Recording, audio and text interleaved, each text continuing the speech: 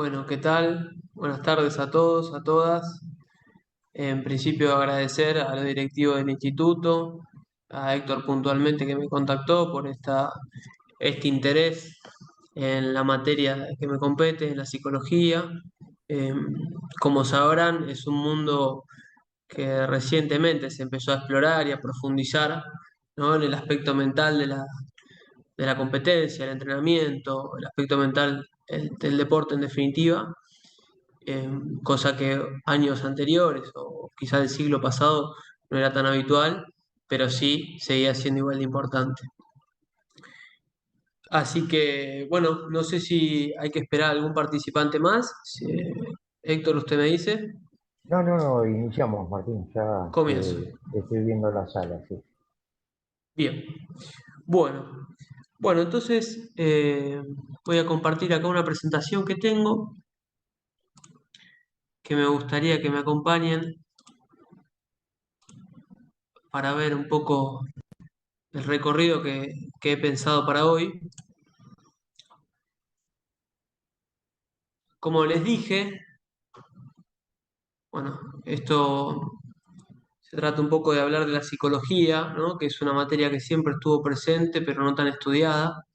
Eh, Quizás a ustedes les ha pasado en algún torneo, en alguna clase, de ver a algún alumno que tiene ciertas condiciones, que anda muy bien, y que de repente en una situación de examen, en una situación de competencia, no puede demostrar todo lo que tiene para demostrar, ¿no?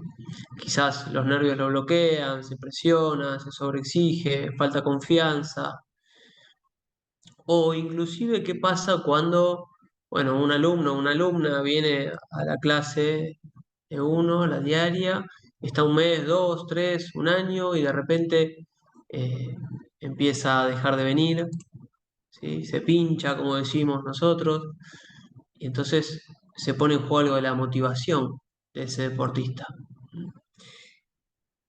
Por último, mencionar que hay otro aspecto que me parece muy importante y relevante para los entrenadores en cualquier ámbito del deporte, que es el tema del liderazgo.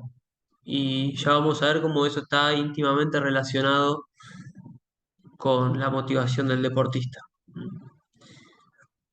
Bueno, dicho esto, me permito hablar un poco de mí brevemente. Como dijo Héctor, mi nombre es Martín Chaín, vengo del taekwondo. Eh, el taekwondo tiene un origen en el karate. El creador del taekwondo practicaba karate. De hecho, hay muchos movimientos que son similares. Bueno, sabrán que el taekwondo viene de Corea. Durante muchos años lo practiqué, lo entrené de manera recreativa y también cuando ya era un poco más adulto, de 16, 17 años, me empezó a picar el bichito competitivo y empecé a competir. En esa faceta deportiva pude alcanzar un sueño, un objetivo, que es la de ganar una Copa del Mundo. Y en ese camino hacia el objetivo, yo recuerdo que durante muchos años me preparaba mucho desde lo físico, pero me pasaba factura a los nervios, ¿no? El diálogo interno, que hoy no lo vamos a tocar, pero era esa vocecita en la cabeza que todo el tiempo me decía, bueno, pero los campeones del mundo son todos europeos, vos sos argentino, o quizás me decía, no estás a la altura de, o qué pasa si perdés, o inclusive qué pasa si ganás. Y eso me llevó de alguna manera a complementar la preparación física con la mental, ¿no? Una vez vivido esta experiencia del Mundial, que me fue bien, me acuerdo que volví con la inquietud de formalizar el estudio, ¿no? En psicología, y arranqué por el coaching deportivo y después, bueno, comencé la carrera en la Universidad de Buenos Aires de psicología y me especialicé en deporte.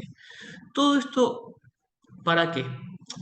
Todo esto partía de una experiencia propia, de que uno vivenció ciertas cosas, de los nervios de estar en una final o los nervios de estar sigue en una final, en un evento competitivo, de cómo poder manejarlo y de cómo establecer una metodología de trabajo para cualquier otro que se acerque.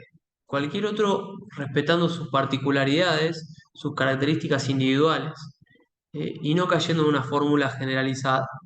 Seguro que ustedes sabrán o verán en documentales, en videos, en libros relacionados con la psicología deportiva o esto que se utiliza mucho hoy en día, que es el coaching motivacional, que de alguna manera se brindan fórmulas genéricas, una fórmula de éxito, de superación para todos y para todas, de la misma manera, ¿no? Pero sin contemplar las particularidades individuales, que quizás a una persona lo motiva que le den un grito y quizás a otra persona le motiva que le hablen más bajito, ¿sí? O quizás una persona agarra confianza compitiendo, compitiendo, compitiendo, y quizás otra persona agarra mucha más confianza entrenando y después de mucho tiempo va a competir. ¿Mm? Bueno, el sesgo mío es la competencia, ya se habrán dado cuenta y lo llevo para ese lado, pero también aplica para los exámenes, ¿no?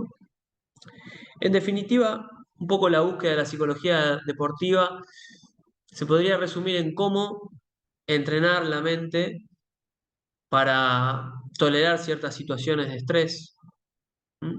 Para dominar los pensamientos que no se pueden controlar tan fácilmente, para dominar esas emociones y para construir fortaleza mental.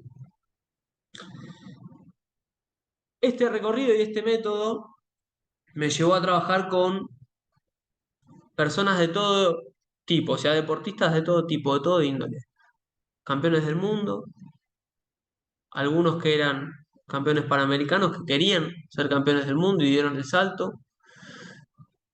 Estoy hablando de taekwondo. He trabajado con karatecas de España a la distancia, ¿no? Con luchadores de vale todo, de MMA, de Chile, con boxeadores profesionales, con la Cobrita Sánchez, no sé si la conocen, campeona interamericana de boxeo. Entonces, ¿qué quiero decir con esto? Que la psicología aplica para cualquier deporte, para cualquier parte del mundo, y ya sea presencial o virtual. Hay ciertas eh, reglas o conceptos que hay que conocer, pero después hay que tener la suficiente flexibilidad, y esto lo vamos a ver con el liderazgo, para poder aplicarlo en el caso por caso. Y esto es lo que me interesa transmitirles desde el comienzo. Parece que la psicología, en definitiva, es el caso por caso. No es una regla general para todos y para todas, lo cual representa un desafío para ustedes, que son instructores o son instructoras. ¿Mm? Un poco armo esta clase, también en mi experiencia, he sido instructor de taekwondo, y un poco recortando la teoría para tomar los conceptos que pienso que les pueden servir. No pierdan de vista esto del caso por caso en cada tema de la exposición. ¿Mm? Entonces vamos a la introducción. ¿De qué hablamos cuando hablamos de fortaleza mental? ¿No? Bueno, cada quien está invitado a escribir en el chat qué se le ocurre con fortaleza mental. Yo acá les comparto, si ustedes entran en la página de la RAE y buscan fortaleza, aparecen estos sinónimos. Entonces, de todos estos sinónimos, algunos remiten a lo físico, pero hay otros, como dureza, como resistencia, como garra, como ánimo, que pueden remitir tranquilamente a lo físico o a lo mental. El concepto de dureza, por ejemplo, está estudiado en la psicología deportiva, que la dureza mental es una característica que tienen los deportistas de alto rendimiento, ¿sí? Que está conformada por algunos elementos. Uno de ellos es la resiliencia. Seguro que ustedes han escuchado mencionar la resiliencia. Está muy de moda hoy en día. Entonces tenemos estos elementos, ¿no?, de fortaleza, y les quiero dar una definición propia de fortaleza, más que una definición, unas características fortaleza mental, que en definitiva se relacionan con el autocontrol. Yo no sé si el karate es igual que el taekwondo, pero el taekwondo tiene 5 principios y uno de ellos es el autocontrol. Entonces, para mí fortaleza mental es la capacidad de poder regular las emociones, los nervios, el estrés, ¿sí? O el exceso de adrenalina, de regular los pensamientos, esa vocecita que tenemos todo el tiempo, en tanto somos seres humanos, no es solo cuestión de karatecas, taekwondistas o competidores, todos los seres humanos convivimos con una vocecita en la cabeza que nos llena de dudas, ¿sí? O es medio pesimista, ¿y qué pasa si fallo? ¿Y qué pasa si el esfuerzo no vale? La fortaleza mental tiene que ver con la disciplina, con poder hacer lo que quizás no tengo ganas de hacer, pero con la concepción de que es lo correcto. También tiene que ver con afrontar y superar la adversidad. Y por último, tiene que ver con cierto optimismo, ¿no? Estoy leyendo acá el chat a Carlos. Mantener la calma y concentración en situaciones de alto estrés. Correcto, Carlos, sí. Sí, gracias por la participación. Estoy de acuerdo. Mantener la calma. Estamos hablando de las emociones, ¿no es cierto? Bueno, me permito leer un poquito más. Carolina, mente suficientemente fuerte como para no dejar ningún pensamiento pesimista o inseguridad se interponga con el objetivo al que queremos llegar. Sí, me parece muy importante destacar que en tantos seres humanos convivimos con los pensamientos negativos y con las dudas, y es normal que pase, pero sí fortaleza mental, como dice Carolina, es, bueno, esto está, lo acepto, lo tomo, pero sigo así todo. Dicho esto, bueno, ahí tienen un breve resumen. En definitiva, esto se relaciona con el autocontrol en Taekwondo. Y vamos a pasar entonces a lo que es la psicología deportiva, ¿no? Propiamente dicho, la cual parte de una hipótesis. Nosotros los psicólogos especializados en deporte trabajamos con la hipótesis que dice que los procesos internos siempre afectan al rendimiento deportivo. Entonces quizás alguno esté pensando qué son los procesos internos, ¿no? Porque puede ser el sistema digestivo, puede ser el sistema neurológico, pero en este caso remite a las emociones y a los pensamientos.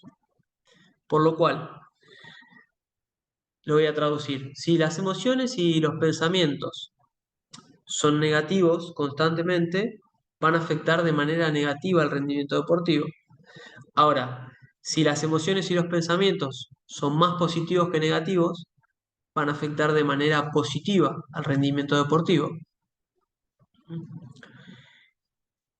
Dicho esto, el trabajo del psicólogo, el rol que cumple el psicólogo, puede ser de manera directa, trabajando con el deportista, o de manera indirecta, como estamos haciendo ahora, trabajando, difundiendo con instructores, brindando un taller y que después ustedes puedan tener algunos conceptos y herramientas para pensar la práctica y las intervenciones de cada uno de sus alumnos. Ahora, dentro del modo directo de trabajo, hay como una obligación de salir del mundo esotérico, ¿no? Porque la mente es como bastante esotérico. Bueno, no tenemos una manera de comprobar en principio qué le funciona a uno y qué le funciona a otro, más allá que los efectos que uno ve cuando esa persona de repente aprende a dominar una situación estresante. Bueno, nosotros trabajamos evaluando la conducta del deportista, ¿no? Hay test, inventarios sobre confianza, sobre ansiedad, sobre motivación, sobre liderazgo.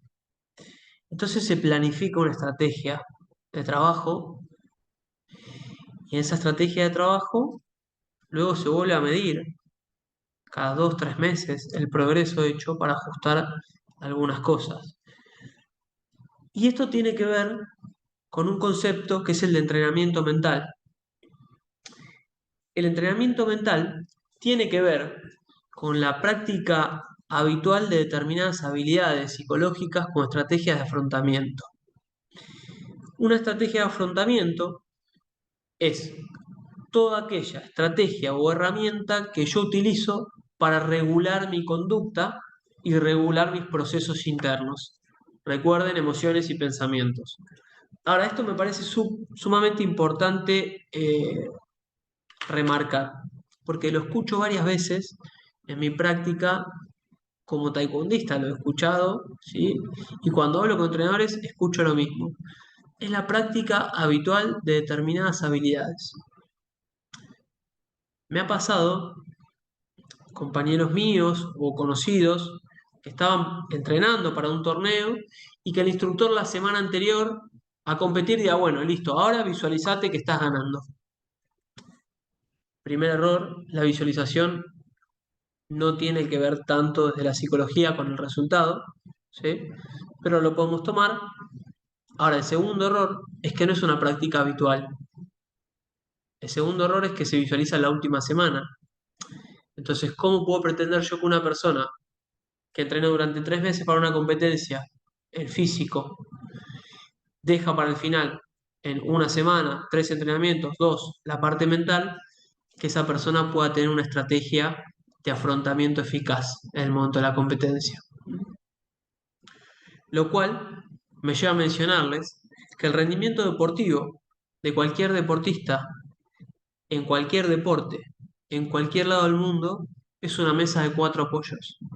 Si los 4 apoyos están medianamente equilibrados, en el momento de competencia, en el momento de un examen, en el momento donde se ponen en juego las emociones, esa mesa empieza a flaquear. Por un lado tenemos la técnica, por otro lado tenemos la táctica o la estrategia, tenemos la preparación física y finalmente la preparación mental.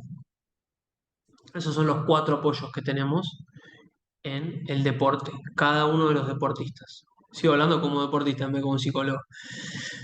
En los deportes individuales adopta mucha importancia lo que es técnico y en competencia lo que es mental.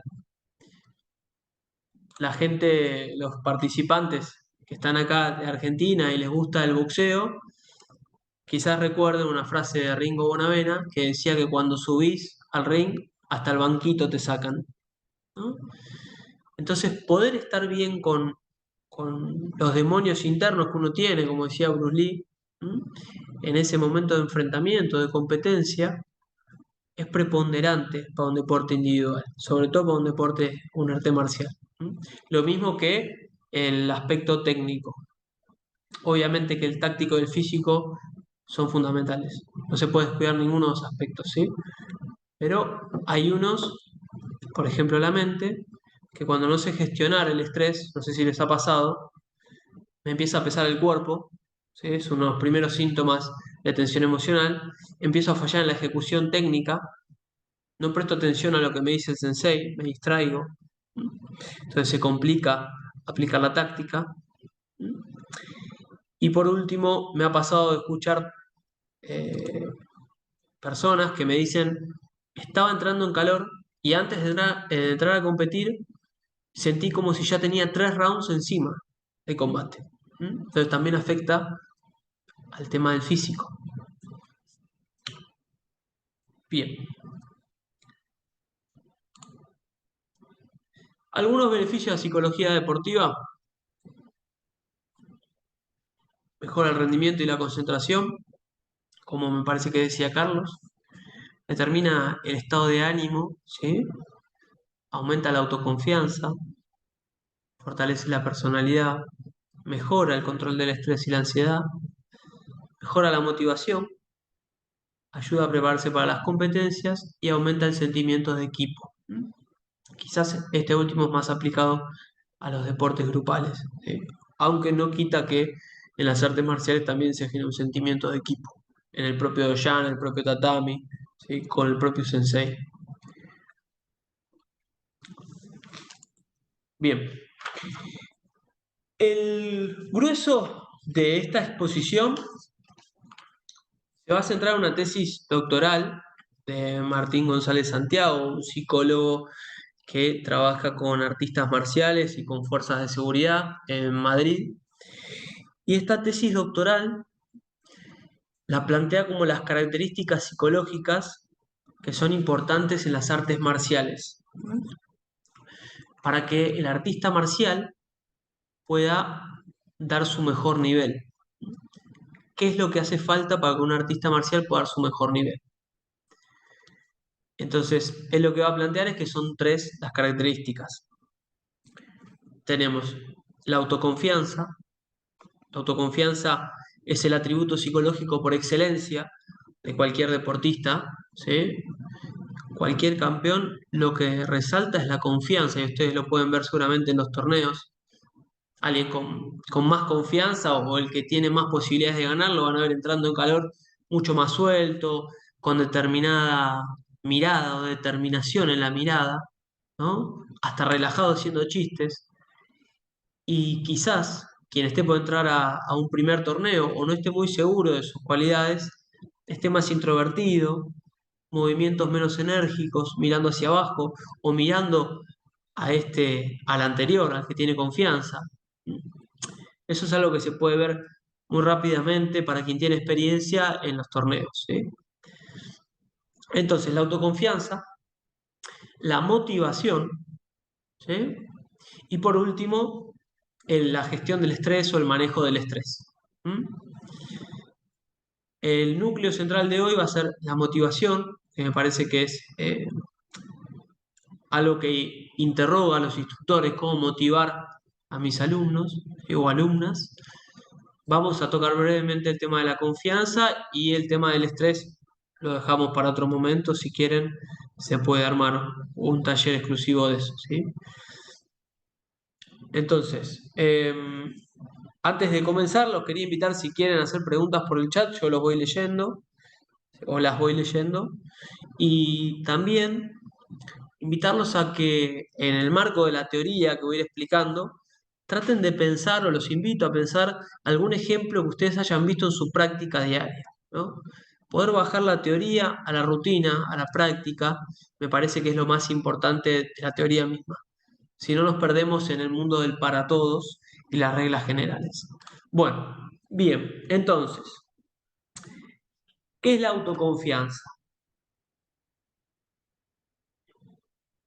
La autoconfianza, primero no es confianza, es autoconfianza, porque está relacionada, ¿m?, con la creencia de poder desarrollar de manera satisfactoria un comportamiento deseado, ¿no? Entonces, ¿qué me permite pensar esto? Que esta creencia está en relación con un factor objetivo. Yo lo puedo realizar. Por ejemplo, no sé, una patada circular. He practicado durante 5 meses la patada circular, 3 veces por semana, 15 minutos cada vez. Yo ya me puse a prueba y sé que mi cuerpo responde con esa patada. No es que es una consideración personal en el sentido que parte de la fantasía mía. Bueno, yo sé que puedo hacer, no sé, yo sé que puedo correr un Ironman. Yo no hago triatlones, ni mucho menos Ironman. Eso es una consideración personal, es algo subjetivo. Entonces, cuando yo quería correr un Ironman, todas esas dudas, ¿sí?, que me generan estar en una situación para la cual no estoy preparado, objetivamente preparado, se van a poner en juego en mi cabeza y disparen la tensión emocional y eso me lleve a un montón de desequilibrios a nivel corporal. ¿Mm? Bien, esta creencia de alguna manera está muy relacionada con la percepción de control. Esto es un tema importante que lo vamos a ver, es transversal a la confianza y también a la motivación. La percepción de control está relacionada con, para decirlo sencillo, ¿yo entrené ese gesto técnico para que me salga, sí o no?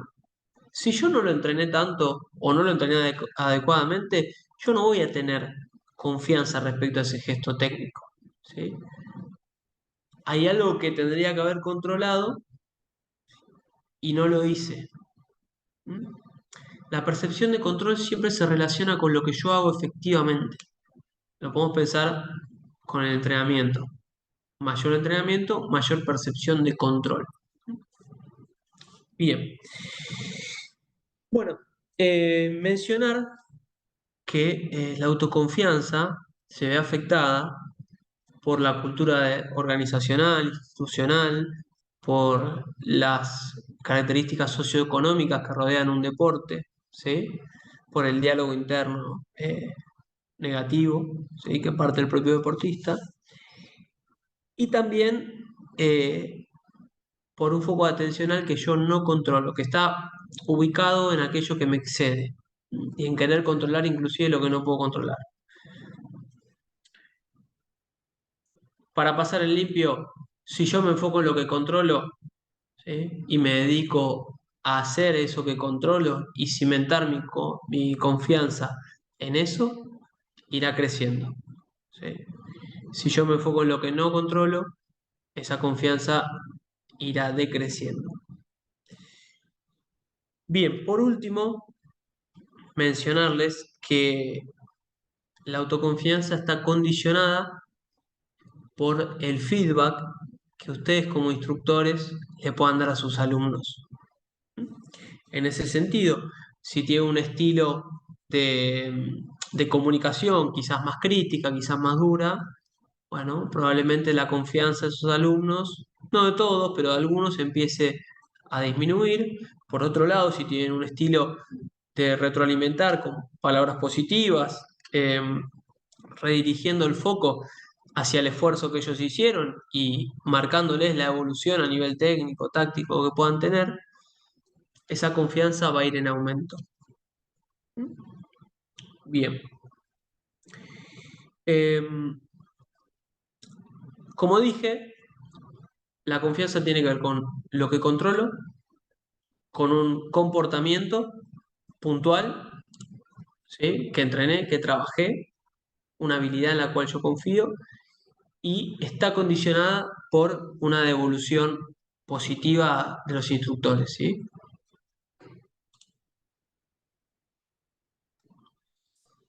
Me detengo un segundo a leer acá un comentario. Ezequiel Cantos. Buenas tardes, mi pregunta sería, ¿el competidor que escucha música, está bien dejarlo hacerlo para que se motive y genere más autoconfianza? Es una buena pregunta, Ezequiel, y te agradezco. Es muy buena pregunta, remite a la competencia y remite a la estrategia de afrontamiento. No sé si tanto a la autoconfianza, ¿no? Porque la autoconfianza, como decíamos, está relacionada con haber trabajado algo, haber desarrollado una habilidad, ¿m? Y confiar en que esa habilidad está disponible para que yo la utilice. Vos a lo que apuntás con tu pregunta es más a cómo se gestiona el estrés precompetitivo, ¿no? Cómo se regulan las emociones, ¿sí? Y eso se puede pensar como una rutina precompetitiva, lo que vos decís, escuchar música. Perfecto. Recuerden que algunos quizás necesitarán escuchar AC/DC, ¿no? Rock pesado, y quizás otros necesitan escuchar, bueno, una música zen, sonidos de la naturaleza. Hay algo que se llama estado de activación, que es como un termómetro. El mejor punto para competir a nivel mental es en el medio. Quien está muy pasado de activación está muy revolucionado y es temerario y no piensa al momento de competir. Y quien está muy bajo de activación está un poco más frío, está lento de reflejos, duda, le cuesta reaccionar. Entonces, el término justo está en el medio. Si yo tengo un competidor o un alumno que tiene una tendencia a estar abajo, seguramente te va a escuchar música que lo suba un poco. Y si yo tengo un alumno, eh, ¿cómo lo podemos decir? Un manija, como decimos en el barrio, un alumno que siempre está arriba, arriba, arriba, bueno, el trabajo con esa persona será bajarlo, ¿sí? Recuerden el termómetro y que el punto justo está en el medio. Bien, regular la activación. Luis Vázquez, el hecho de generar test de competencia previos a la competencia me permite ir evaluando esa actitud de generar autoconfianza. A ver, Luis, ¿podrías profundizar un poco más la pregunta?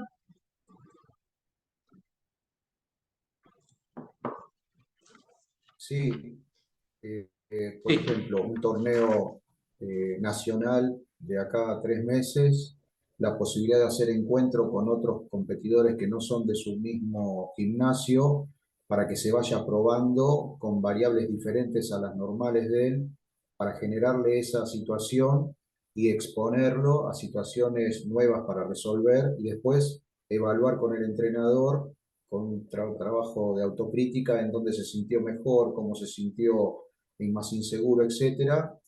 A eso llamo test previo de competencia, o sea, una situación competitiva, pero no de tanto nivel como el nacional, e ir llevándolo para sacarlo de su estado de confort al nivel de combate, por ejemplo.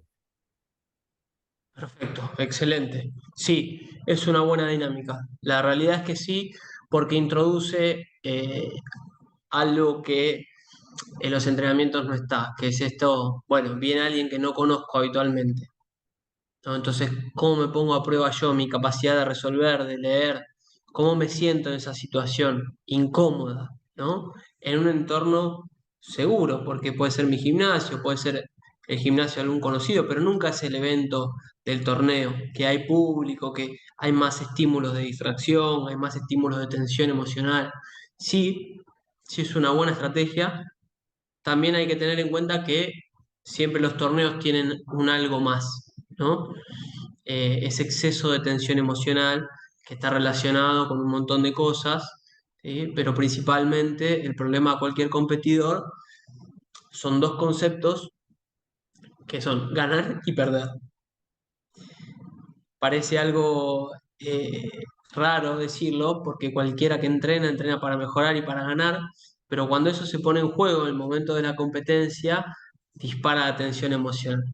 Eh, Yendo a tu pregunta, Luis, es muy buena, ¿sí? La idea, no solo que va a generar autoconfianza, sobre todo en sus habilidades de lectura de combate y de resolver un combate contra alguien que no conozco, pues acuérdense que la autoconfianza está relacionada con una habilidad, ¿sí? Con haber trabajado una habilidad, sino también a nivel motivación. Ya lo vamos a ver un poquito más adelante. Bien, los invito a seguir preguntando, estas inquietudes son geniales, ¿sí? Y si no llego a responder todas, bueno, voy a hacer un esfuerzo para el final, tomar algunas y responderlas. No sé si ustedes ven bien este cuadro, yo lo tengo tapado por los controles de mando. Sí, se ve Eh, perfecto.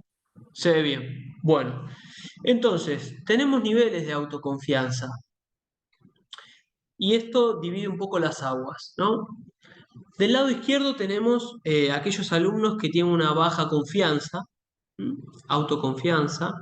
Entonces estamos hablando de personas que subestiman su capacidad, ¿sí? Por lo cual su persistencia es pobre, ¿sí? Siempre se tiran para abajo, ¿sí? Las consecuencias que se plantean son bajas porque tienen un sentimiento de que no saben si van a llegar, dudan de sí mismos, ¿sí? Y por lo cual, como no están ahí en ese momento dando todo lo que tienen para dar, tienen una mala concentración. Ahora, por otro lado, tenemos personas con excesiva confianza. Les pido que recuerden el estado de activación, ¿no? Baja confianza sería la parte más fría del termómetro y excesiva sería la parte más caliente del termómetro.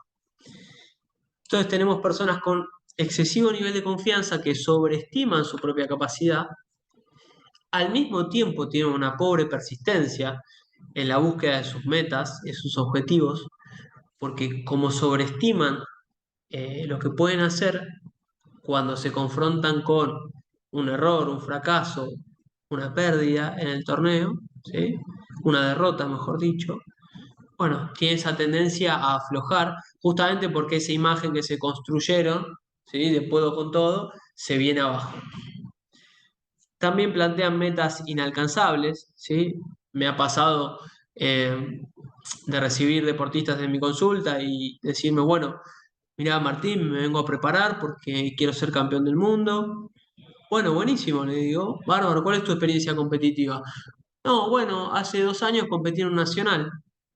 ¿Y cómo te fue? No, sí, salí tercero. Entonces, donde están parados, mirando hacia el objetivo que apuntan, es tanta la distancia, ¿sí? Es tan irreal esa meta, ¿sí? Que les queda muy lejos. Entonces, ¿qué es lo que pasa? Esta persona va a cualquier torneo pensando que quiere ser campeón del mundo y pierde. Entonces, cuando pierde un torneo nacional o más chico, dice, no, la verdad que me queda muy lejos este objetivo mío, no sirvo para esto, mejor aflojo. ¿Mm? Entonces, la característica es la falta de autocrítica de esta gente. ¿Mm? Bien, el nivel óptimo de confianza está en el medio. Ni abajo, ni me tiro para abajo, ni me tiro excesivamente para arriba. El nivel óptimo de confianza se sitúa en metas que son realistas, que son difíciles porque me desafían, pero que no son imposibles o excesivamente difíciles como el caso que acabo de mencionar, ¿sí? Y esto favorece en la persona una mayor persistencia, una mayor motivación a la hora de ir tras un objetivo, ¿sí? Y también coincide con una, ya lo vamos a ver un poco más adelante en motivación, con una tendencia hacia el dominio de la tarea y no hacia la obtención de un resultado. Entonces, ustedes como instructores irán viendo, en el caso por caso de cada alumno, si alguno está muy abajo, ¿sí? Que subestima sus capacidades, es mostrarle quizás todo lo que él fue haciendo y lo que fue mejorando para que construya ese sentimiento de autoconfianza, incentivarlo a que siga entrenando y a que siga mejorando, y quizás quien está del otro lado, en el lado excesivo, quizás es plantearle, bueno, metas realistas, intervenir hasta, diría, desde el sentido común. Bueno, vos querés ser campeón del mundo, pero nunca fuiste a un torneo panamericano, está muy lejos. Vamos a poner una meta más cercana, que sea desafiante, quizás un torneo sudamericano, un panamericano, pero que no sea inalcanzable. ¿Mm? Bien. Entonces, dicho esto, algunas preguntas para evaluar la autoconfianza de los y las alumnas. Esto es dentro de las herramientas que les puedo dar a ustedes. Sepan que hay inventarios, hay cuestionarios, hay test desde la psicología que se trabaja de manera más precisa el tema de la evaluación, ¿no? De la confianza. Algo que no mencioné de la confianza es que niveles altos de autoconfianza correlacionan con niveles altos de motivación y niveles bajos de estrés, ¿sí? Y caso contrario, niveles bajos de confianza, correlación con niveles bajos de motivación y con niveles altos de estrés. A mayor estrés en competencia, mayor tensión emocional, si bien no es un tema que toquemos hoy, pero la tensión emocional me genera que me pesan las piernas, que transpiro en exceso, que me descompongo, que me falta el aire, o veo a mi alumno que está pálido, o que la noche anterior no puede dormir, ¿sí? O que se equivoca en el gesto técnico, o que no responde a las indicaciones que le doy. Todo eso tiene que ver con un exceso de tensión emocional en el cuerpo. Bien, preguntas para evaluar la autoconfianza. ¿Cuándo tiene confianza esta persona, este practicante? ¿Cómo se recupera de sus errores? ¿Ve los errores como algo insalvable? ¿O ve los errores como una posibilidad de aprendizaje? ¿Se pone a entrenar más duro después de equivocarse? ¿O se pincha y se viene para abajo? ¿Cuándo duda de sí mismo o de sí misma? Y finalmente, ¿cómo reacciona frente a la adversidad? Y ustedes lo van a ver, cualquier gran competidor, antes de ser un gran competidor, uno se puede dar cuenta, porque aparece la adversidad y la afronta, y crece en el desafío contra lo que es difícil, y da un poco más de sí. Aparecen los errores y los utiliza para aprender, cuando otros quizás lo ven como algo más fatal. ¿Mm? Duda de sí mismo, como todos y todas, pero no se queda en la duda, hace. ¿Mm? Sale del universo mental y pasa al universo donde se modifica la realidad, haciendo, entrenando. Bien, si tienen alguna pregunta, los leo.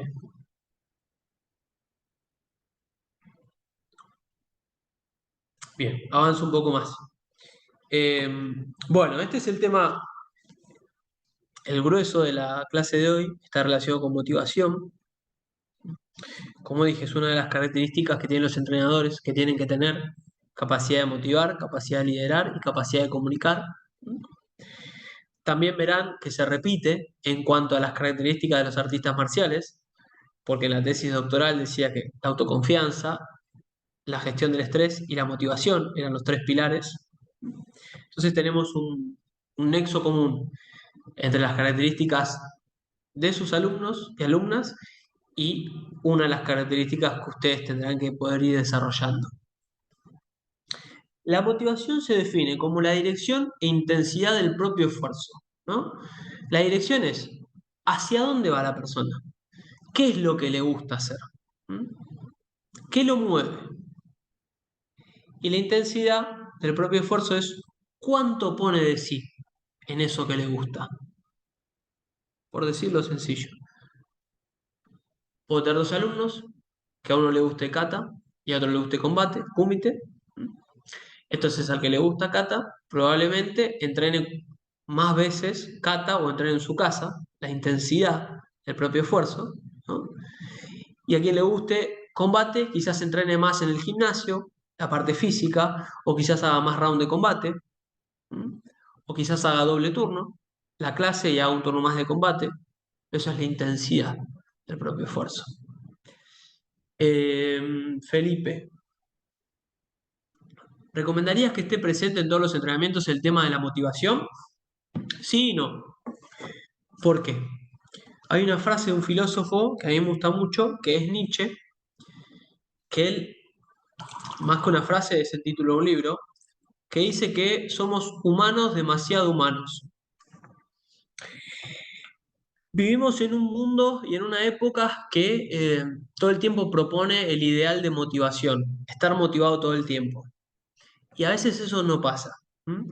Sí podemos apuntar a que pase el 70, el 80% del tiempo en nuestras clases, o el 60, qué sé yo, hay que ir viendo. Pero me parece que también en las artes marciales, sobre todo cuando trabajamos con adultos y adultas, no tanto con niños, eh, hay algo que sustituye la motivación, ¿m? Y es la disciplina. La disciplina es sencillamente hacer lo que tengo que hacer con la convicción de que está bien, por más que no quiera hacerlo. Y a mí me ha pasado de estar preparándome para, qué sé yo, un torneo cualquiera, y estar todo golpeado, y estar cansado porque había ido a trabajar y había ido a estudiar a la facultad y volvía y tenía que ir a entrenar a la noche, y no quería. Y la verdad es que me hubiese quedado en mi casa, pero tenía que, porque si quería ganar o quería que me vaya bien, tenía que ir a entrenar. La realidad es que esos días yo no tenía motivación, sobre todo cuando uno está golpeado, que le duele hasta respirar por las costillas, es difícil que exista la motivación, pero en ese lugar y en ese momento tiene que aparecer lo que conocemos como disciplina. Entonces recomendaría que esté presente la mayor cantidad del tiempo, ¿sí? Ya sea por clase o ya sea por año, por meses, por semanas, pero también está bien que no esté presente todo el tiempo. ¿Mm? Es normal que no esté presente todo el tiempo. Gracias por la intervención, Felipe. Bueno, de motivación tenemos un montón de clasificaciones. Un montón. Es un tema muy estudiado en lo que es psicología del deporte. Voy a empezar por probablemente la más conocida, ¿no? Que tiene que ver con motivación interna y externa, ¿no? Intrínseca y extrínseca.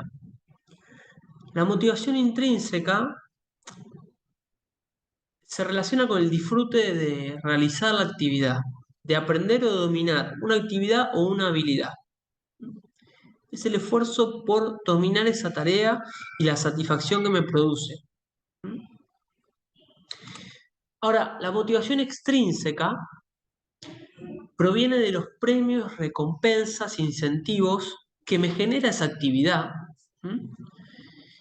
Y también viene de evitar los castigos. La motivación extrínseca tiene dos elementos que son recompensas y castigos. Si ustedes me preguntan, la motivación extrínseca es un poco más endeble porque siempre depende de algo externo al deportista. Mientras que la motivación intrínseca es algo que nace como decimos, no sé si ustedes lo utilizan en karate, pero el fuego sagrado, ¿no? Esa pasión por lo que hago, es algo que nace de mí, no depende de nada externo. Entonces es más probable que dure en el tiempo con mayor intensidad que la motivación extrínseca, ¿sí? Me parece que como instructores tienen la difícil tarea de poder combinar las dos, sobre todo cuando hay niños, adolescentes, ¿no? Pero siempre teniendo presente que la motivación más fuerte que puede tener un deportista es el amor por lo que hace. Y si les adelanto un poco del liderazgo y las características del líder, que son ustedes, los entrenadores, los instructores, es poder contagiar algo de ese amor hacia los alumnos y alumnas. Entonces, tenemos algunas estrategias de motivación intrínseca, ¿no? Si quieren tomar nota, o sea, tomen nota, me parece que es interesante. Si no, me preguntan algún concepto que no entiendan y lo podemos retomar. Dar feedback es la primera estrategia para generar motivación intrínseca. ¿Por qué? El feedback, ya sea positivo o negativo, ¿sí? Ayuda al deportista, ¿sí?, a generar esa percepción de competencia.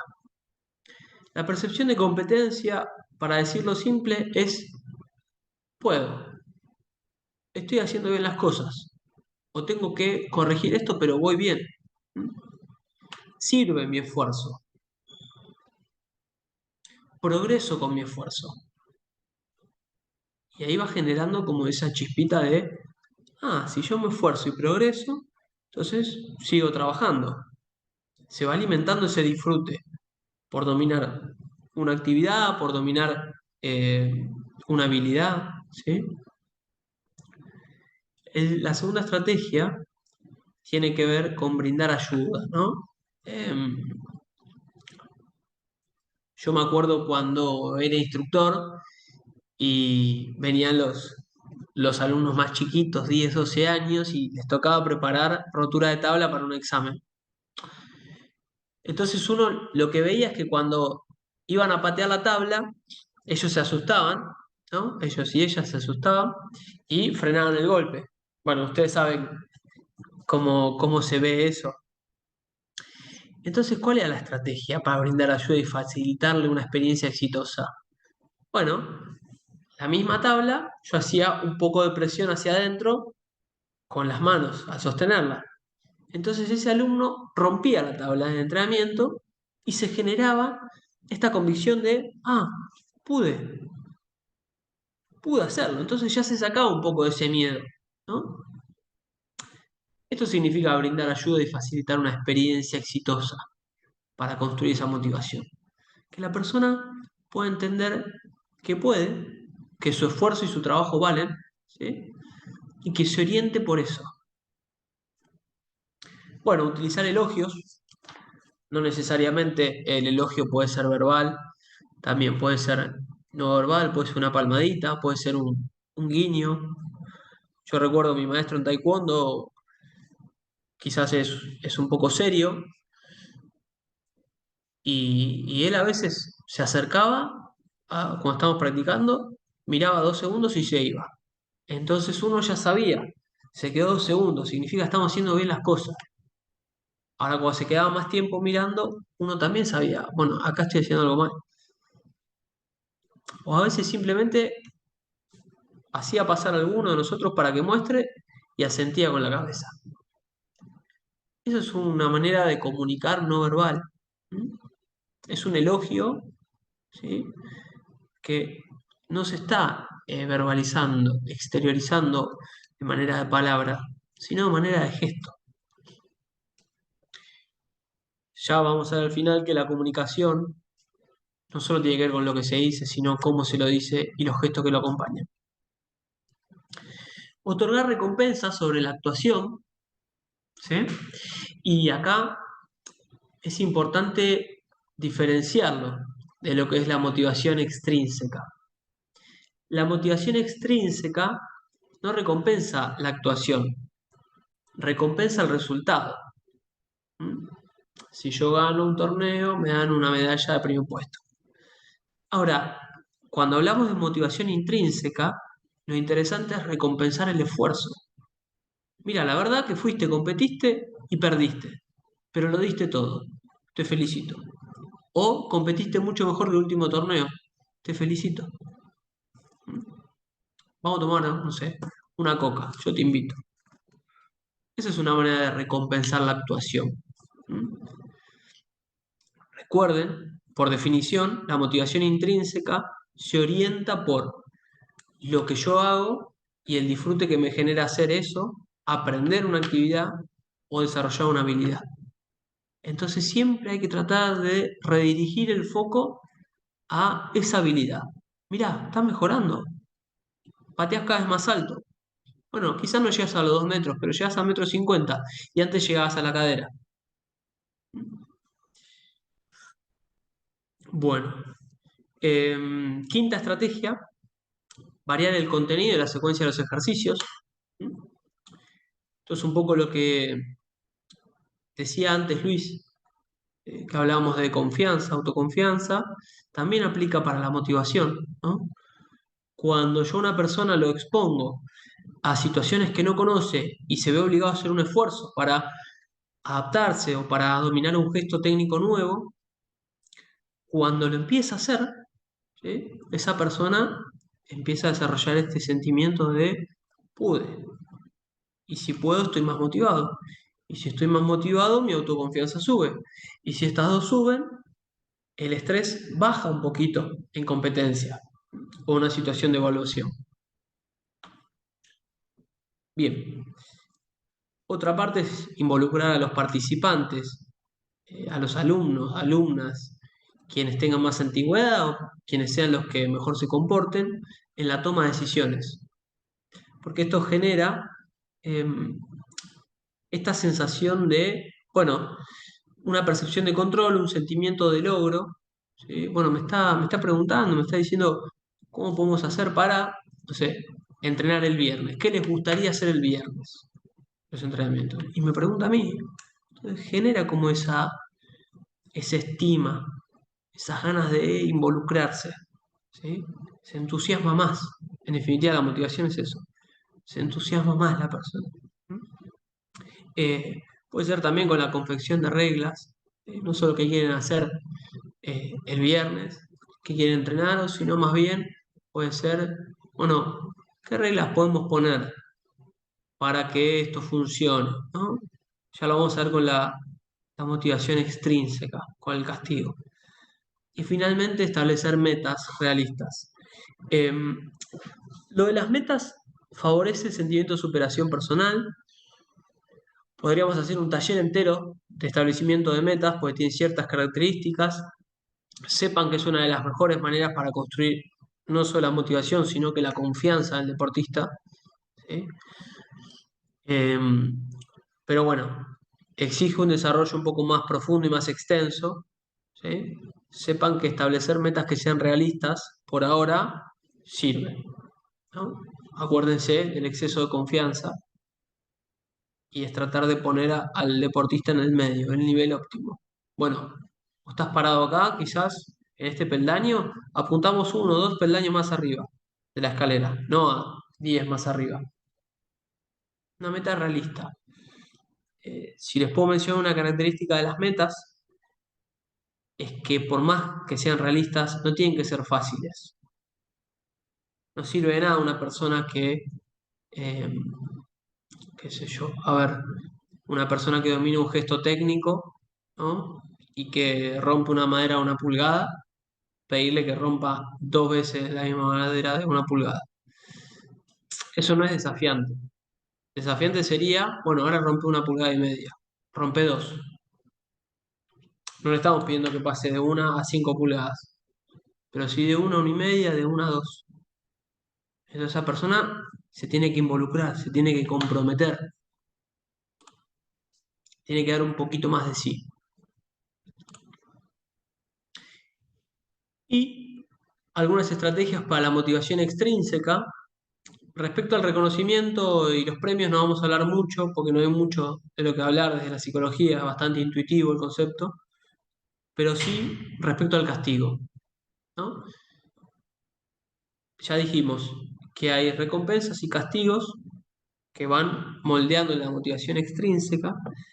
El castigo, por definición, tiene que ver con evitar una conducta, evitar la realización de una conducta que me lleva a una consecuencia no deseada, que es un castigo. Eh, una buena estrategia a veces para pautar castigos es involucrar a todo el grupo. Bueno, chicos, chicas, ¿qué ponemos? ¿Qué castigo ponemos al que llega tarde a la clase? ¿No? Bueno, puede esperar afuera y perderse la entrada en calor. Bueno, puede tener que limpiar el tatami al final de la clase, ¿no? Le toca capaz que hacer, no sé, quizás los más chiquitos no, pero yo con adultos lo que planteamos a veces es, bueno, hacer burpees. Tantos burpees, 5 burpees por minuto tarde que llega. Entonces si llegan 10 minutos tarde se quieren matar. Algo así. Entonces, pautas para el castigo. Tiene que ser consistente el castigo. Para que un castigo sea efectivo, tiene que ver con que se aplique para todos y de manera igual para todos. ¿Mm? No tiene que ser personalizado. ¿Mm? Es decir, yo lo que castigo de alguna manera, ¿no? Es la conducta no deseada, no a la persona que realizó la conducta no deseada. ¿Mm? Bueno, participación activa del castigo es lo que decía antes. Bueno, clase, qué norma podemos poner para todos que tengan que hacer un castigo si llegan tarde? ¿No? Bien. Tiene que ser impersonal, se relaciona con, bueno, lo no personalizar, lo impersonal es lo mismo, pero apunta un poco más a esto de no exponer a la persona, no gritarle, ¿sí? Eh, no hacerlo avergonzar, o sea, que sienta vergüenza delante de la clase. Cuando hay que castigar alguna ejecución técnica, mejor dicho, ejecución técnica no, se podría castigar quizás la falta de entusiasmo en la práctica deportiva, pero nunca respecto a los errores en competencia. Y finalmente hay que pensar bien qué conductas voy a castigar y cuando acontecen efectivamente hacerlas cumplir. Eh, yo estoy trabajando bueno, con un equipo y este equipo lo que tenía era que era bastante indisciplinado, ¿no? Entonces pusimos, junto con el cuerpo técnico, un acuerdo deportivo que quien llega tarde hace burpees. Entonces, de repente, pasó que 5 llegan tarde, el resto venía a tiempo, y el próximo entrenamiento 2 llegaban tarde, y la semana siguiente capaz que la mitad llega tarde, a todos llegar temprano. Claramente nadie quiere hacer los burpees. Todos llegan temprano. ¿Mm? Entonces, el castigo funciona para moldear la conducta. Inscribe una disciplina. ¿Sí? Y paralelamente, hablando de motivación, estos deportistas se empezaron a entusiasmar más con esto de, bueno, el cuerpo técnico baja línea, ¿no? Y esto me genera el sentimiento de que estoy en un equipo competitivo, un equipo serio, ¿no? El otro día lo hablaba esto con el técnico de ese equipo y hacía un paralelismo con los niños. Los niños y las niñas juegan con mucha energía, ¿sí? Pero dentro de los límites que le establecen los padres. Y eso le da seguridad, regula un poco la conducta. Va, un poco no, bastante. Esto se piensa de la misma manera. El castigo se piensa de la misma manera. Es una manera de guiar al practicante por cierto camino que nosotros como artistas marciales lo hemos transitado y sabemos los beneficios que tiene, ¿sí? Pero ir guiándolo de a poco, ¿sí? Que vaya aprendiendo de a poco. ¿Qué no hacer con el castigo? No intimidar, no criticar, no utilizar el sarcasmo, no utilizar el abuso físico o generar culpa. El abuso físico no pasa por el burpee, por el abdominal, por la flexión de brazo, sino más bien por un ejercicio físico extenuante. Someter, por ejemplo, en el caso de que un alumno haya perdido un torneo, bueno, ahora vas a hacer round de combate hasta que te desmayes. Eso es un extremo, es un exceso, ¿sí? Se puede tomar como un abuso de poder. Bueno, hasta acá voy a hacer un parate. 5 minutos si quieren tomar algo, si quieren hacer preguntas, no los quiero bombardear con tanta teoría y tantos conceptos distintos. Los escucho, si quieren nos tomamos un break y después seguimos con la segunda mitad. Nos queda un cachito más de motivación, liderazgo y comunicación.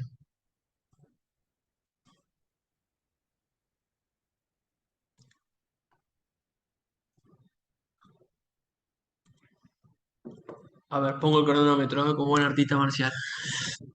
Luis, claro, sí, Luis, tal cual. Eh, sí, por eso es un tema que me pareció oportuno tocar, el tema del castigo. Luis dice, en las artes marciales es un tema crítico los castigos porque hemos sobrevivido a cualquier tipo de exceso. Me voy a adelantar un poco en el tema del liderazgo. Vamos a ver que eso obedece a una concepción un poco eh, que ya quedó fuera de moda del liderazgo, ¿sí? Que es ese líder quizás autoritario o que impone algo, ¿m? Y no es ese líder que inspira, que es la concepción de liderazgo de época de ahora. ¿M? Eh, sí, es un gran comentario. De hecho, cuando estaba repasando este tema para la clase de hoy, pensé lo mismo. ¿M? Sí, no sé si alguien quiere compartir otra cosa relacionada con motivación. Es muy bueno el comentario de Luis, gracias.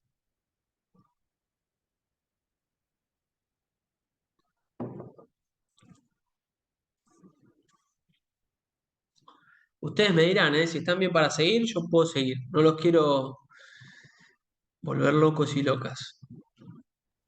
No, gracias a ustedes por estar acá compartiendo y escuchando. Por ahí, Martín, te hago una pregunta. Esto de que en las artes marciales existe siempre la idea de la perfección. Y a veces Sí, eso de la perfección en la técnica y de usar ciertos vocabularios, ¿no? El instructor en la clase permanentemente decir, no, ya estamos equivocados si empezamos así, o esa no es la manera de hacerlo. Todo eso también creo que disminuye la motivación también del practicante o cuando un entrenador utiliza ese tipo de términos. sí, 100%. No sé si estás hablando vos, Héctor. ¿Puedo Sí, ver? sí, Creo que sí, sí. sí, Ah, sí. sí. Sí, Héctor. La verdad es que muy atinado lo que decís. Tiene que ver con la faceta que dice acá abajo, ¿no? El criticismo o el criticismo con sarcasmo. La crítica con sarcasmo. Mirá, a aquel le sale mucho mejor y es más chico que vos. Eh, y entra dentro de los no que hay que utilizar dentro del castigo. Me parece que lo hemos vivenciado bastante, por lo menos en mi experiencia, y también hay que, digamos, hay que asistir a un cambio de paradigma, que es lo que nos convoca en el mundo donde vivimos. Ya lo vamos a ver con el liderazgo, que ya ahora no es tan fácil decirle a un chico, bueno, hace esto porque es así. Ahora empieza la repregunta, ¿y por qué es así? Empieza a cuestionarse ciertas cosas que sirven para avanzar, de hecho, como instructores. Entonces estamos obligados de alguna manera eh, a encontrar otros modos a los que estamos acostumbrados, ¿no? Otras formas. Voy a leer acá. A ver, Felipe había dicho lo parecido. De todas maneras, ¿No creen que se ablandó bastante los excesos y castigos? Eh, bueno, yo puedo opinar desde mi perspectiva. Yo creo que se ha ablandado bastante, sí. Hay, como decía recién, hay muchas características de época, ¿no? Que nos obligan a ablandar, ¿sí? Como instructores, ¿no? Quizás antes estaba mucho más visto esto de, bueno, el que venga el instructor y le dé con un caño, así aprende eh, a los bollos, digamos, y ahora es, bueno, no me puedo zarpar mucho porque quizás me hace una denuncia, ya hay otras cosas que se ponen en juego, ¿no? Eh, Me parece. Creo que se ablandó, pero me parece que la clave del castigo es encontrar el punto justo entre que no pasarse con la intimidación, esto que decíamos, el abuso físico, los excesos que decían Luis y Héctor, pero sí encontrar esa manera de imponer cierta disciplina desde una postura firme, ¿no? Creo que ahí está la gran clave del castigo. Recuerden, como todo, que respecto a motivación, es, digamos, entra dentro de lo que es extrínseco, ¿no? Lo más blando de la motivación. Lo más fuerte es poder inspirar a ese alumno, alumna, a que le nazca por dentro ese interés de la disciplina, de superarse día a día, de respetar un código de conducta. No sé quién iba a hablar, perdón. Sí, yo, no, Felipe, ¿qué tal? Felipe. No, también iba a decir que al fin y al cabo el tema de llevar, llevarnos a, lo digo como practicante, ¿no? De llevarnos al límite, muchas veces es de donde también sacamos resultados, ¿no? Y justamente por esto de no querer sobrepasarse, como que la línea termina siendo un poco delgada y no se sabe hasta dónde ir. Está buenísimo lo que decís, Felipe. Es una gran contribución, porque yo pensaría eso, no lo pensaría como un castigo, ¿no? Sino lo pensaría como una ideología. Por ejemplo, si yo acompaño a un alumno como función de líder, es, mirá, los límites están en la cabeza, rara vez te encontrás con el límite físico. Donde vos pensás que podías hacer 10 flexiones y aflojaste porque estabas cansado, tratá de hacer una más. Y fíjate si podés o no. Tratá de hacer dos más. Hay una historia de Bruce Lee muy linda con eso. Em, entonces me parece que no lo pensaría eso desde el lado del castigo, ¿sí? Sí lo pensaría desde el lado de inculcar un valor. Recuerden que el castigo, como tal, viene para evitar que se realice una conducta no deseada, ¿sí? En este sentido podemos pensar quizás el llegar tarde, quizás el hablar en clase, ¿sí? Pero bueno, también puede ser lo que vos decís. Yo lo pensaría desde otra lógica igual, ¿eh? Desde más un entrenamiento. Esto que de dar un poquito más y el límite. ¿Mm? Em, bueno, Ezequiel Cantos. Si un alumno se equivoca en un ejercicio, castigar a todos, a todo el grupo de alumnos es un acto de motivar a los alumnos a hacerlo con más ganas o un gesto para avergonzarlo. Bueno, depende. En principio yo pensaría que si un alumno se equivoca, habría que ver cómo hacerle ese error, ¿no? Hay que ver qué es que se equivoque. Eh, yo en principio individualizaría, me costó, el, no sé si el castigo, pero la devolución con ese alumno. Mirá, te pasó esto, aquello. Ahora, si tu lectura es que hay un porcentaje de la clase que se equivoca porque no está prestando atención o porque no está entusiasmada, quizás sí, ahí podríamos pensar en algo un poco más general, ¿no? Pero a mí me parece que si un alumno se equivoca y por eso tiene que pagar toda la clase, de alguna manera estoy avergonzando a ese alumno que se equivocó. ¿Eh? Me parece, lo importante del castigo para que se entienda es una conducta no deseada. Me parece que en todo proceso de aprendizaje y formativo el error es una conducta deseada y esperada, porque a raíz de eso es que uno puede trabajar y construir o mejorar, ¿no? El error es lo mejor que nos puede pasar a cualquiera. Lo que pasa es que tiene mala prensa. Me parece que eso es una clave para pensarlo. Sensei Luis, pero no perder el objetivo y que el practicante entienda desde el inicio que es una disciplina. ¿Sí? Castigo como valor para educar y no para humillar. Exacto, Héctor, sí. José dice, buenas tardes a todos, yo utilizo el método del coneteo con la mano sin emitir sonido y ya saben mis alumnos que quieren empezar a hacer silencio y a portarse bien. ¿Cómo sería? ¿Levantás así y cerrás la mano? Eso Hola, está... buenas tardes. Sí. Claro, o sea, yo ahora lo empecé a acostumbrar a mis alumnos. Por ejemplo, hay veces que yo antes de empezar la clase tengo que estar conversando o dando alguna información a los padres y ya empiezo a escuchar que Ajá. los chicos empiezan a gritar. Son todos chicos chiquitos. Empiezan a Ajá. gritar o a veces se tiran al piso y ya se golpean. Entonces, Ajá. inmediatamente yo levanto la mano, empiezo a contar y hay algún alumno que me ve y ya empiezan a decir, el profe está contando y ya se quedan todos callados.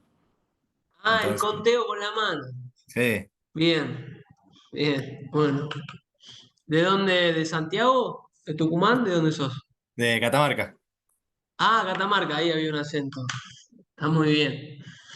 Bueno, si les parece, ya llevamos 10 minutos de break. Avanzo un poquito más. ¿Están bien para seguir? Sí. Bueno, para cerrar esta parte del castigo, que bueno, generó bastante inquietudes y bastante intercambio, lo que dice Luis me parece que es una conclusión muy acertada, ¿no? Diferenciar el error cuando es técnico, táctico, estratégico, ¿no? Cuando parte de un proceso normal de aprendizaje, de una conducta indisciplinada, ¿no? Que no obedece a los valores del arte marcial. ¿Mm? Bueno, seguimos un poquito más. Dentro de las otras teorías de la motivación, ¿sí? Antes de llegar al logro de objetivo, había tres enfoques que se fueron sucediendo en el tiempo hasta que, bueno, terminó quedando el último, que es el interaccional. El primer enfoque de la motivación, me parece importante decirlo y me olvidé al principio, tiene que ver con una motivación orientada por los rasgos de personalidad. Esto quiere decir que el deportista sobresale por sus características psicológicas y físicas. No sé si se les ocurre a quienes vienen de la competencia, hay una frase muy conocida que ejemplifica esto, ¿sí? Que el que gana es por sus características físicas y psíquicas, ¿sí? Eh, que es campeón se nace. Después, ese enfoque transmutó al situacional. Entonces, el situacional lo que pregonaba es que en realidad es la antítesis de las características individuales. Lo importante no era tanto lo que traía el deportista, sino el contexto y la situación en donde se realizaba la práctica, ¿no?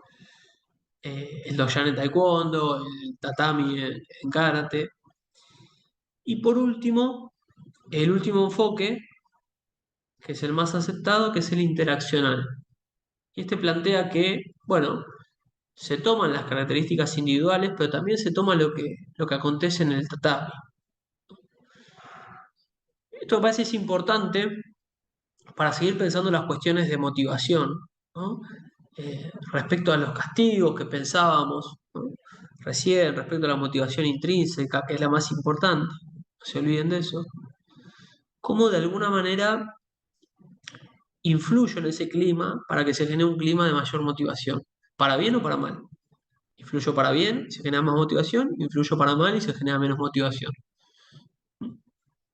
Esto lo vamos a ver un poquitito más adelante igual, pero les quería hacer esa salvedad. Otra cosa a mencionar es que muchas veces cometemos el error eh, de pensar la motivación del otro en función de lo que a mí me motiva, ¿sí? Y cuando no lo puedo motivar con esas herramientas que me hubiesen motivado a mí, pienso que, bueno, esta persona tiene poca motivación. En realidad, la poca motivación de la otra persona, en un gran porcentaje de veces, remite a la propia incapacidad mía para tocar esa fibra sensible que lo motive o la motive a él o a ella. Bueno,